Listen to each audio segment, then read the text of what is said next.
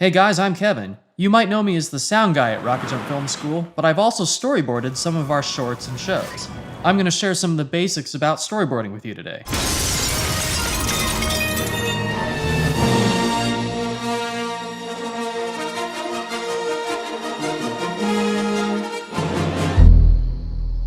Storyboards are illustrations that represent the shots that will ultimately make up a movie.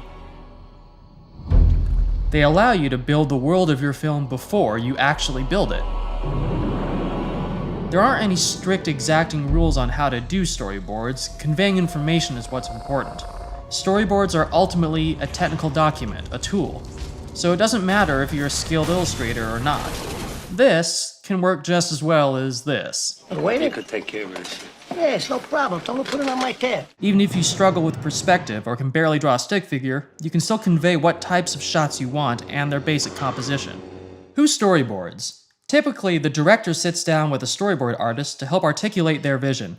However, it's not uncommon for cinematographers and production designers to join in the process as well. At Rocket Jump, I usually meet with the director and produce rough thumbnail sketches that summarize the important information in each panel, and then afterward I'll fill in the details on my own, meeting with the director once again after completing the panels to make sure everything works. We'll then share the completed panels with the rest of the team.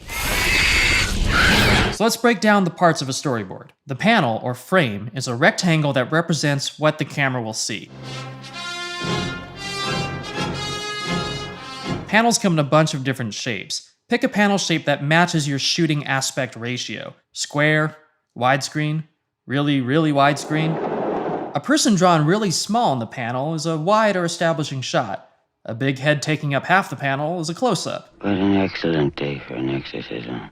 You'd like that? Deciding where you put the person in your frame is the basis of your composition. This may seem really basic, but this has a huge impact on how you prepare for your shoot. These illustrations give your cinematographer a starting point. Things like camera angles, lighting, depth of field, the whole gamut of decisions can be informed by the storyboards. It's also a great way to decide what you'll need out of your locations.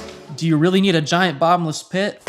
Or can you get away with one visual effects wide shot and then cover the rest in tighter shots? Okay, let's talk about arrows. So now that we have a panel with a character in it, let's say that character is moving to the left. By drawing an arrow pointing to the left, we show where that character, or door, or dinosaur is moving. There's no real rule to drawing arrows, and everyone has their own personal style, but what's important is that your arrows are easy to read and make sense. Here's some examples of arrows.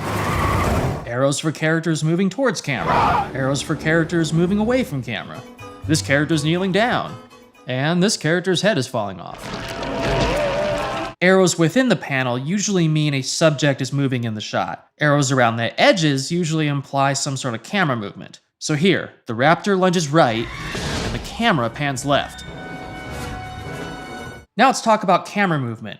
Camera movement arrows also aren't really standardized, but let's go over some common ways camera movement is illustrated. Dolly movements are typically done with one arrow, often narrowing a little bit to suggest movement in or out of 3D space. Both dolly shots and zooms can also be illustrated by placing arrows in all four corners of the panel. This shows a widening, or narrowing, of perspective. You can draw a panel within your panel to show how far your dolly or zoom goes.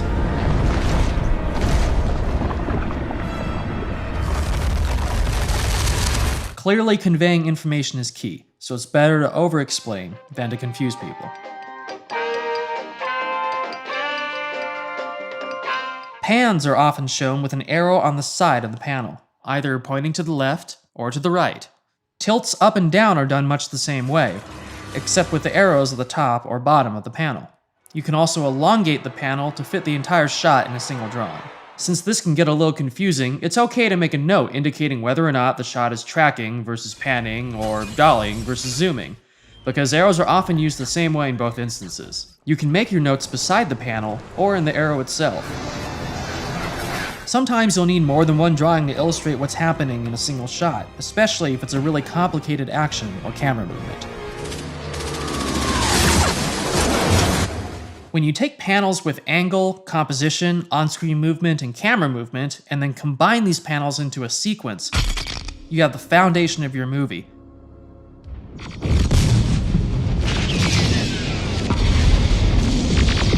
Storyboards are particularly useful for preparing scenes that require multiple effects techniques.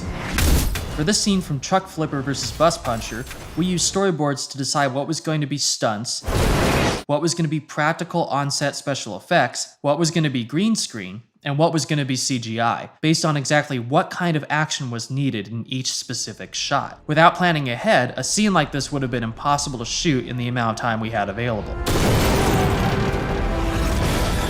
Storyboards are typically created based off a completed script, but if you're doing a story that's extremely visual, storyboards essentially can be your script, like with Mad Max Fury Road.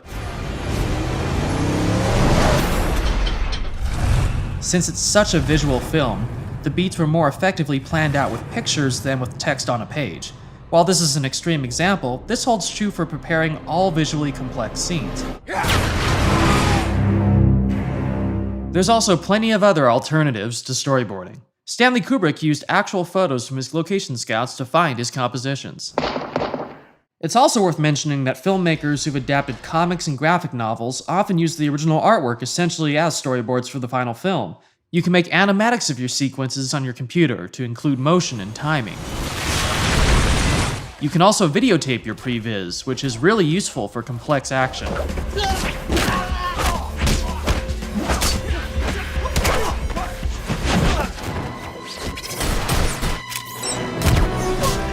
You don't need the actual set, costumes, or magical flying speeder bikes to test out your ideas.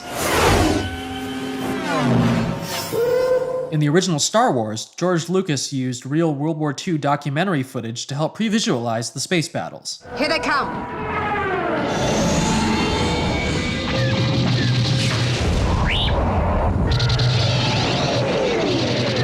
Animation has also been used to help capture complex sequences. Jurassic Park used stop-motion animation to pre-visualize the dinosaur scenes. When the decision was made to use CGI in the final film, they'd already planned ahead in painstaking detail and knew exactly what specific movements the CGI was going to need to be able to do.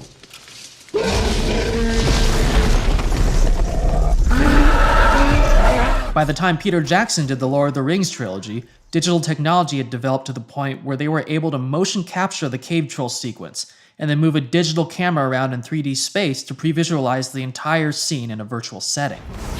There's no hard and fast rules or one way to do it.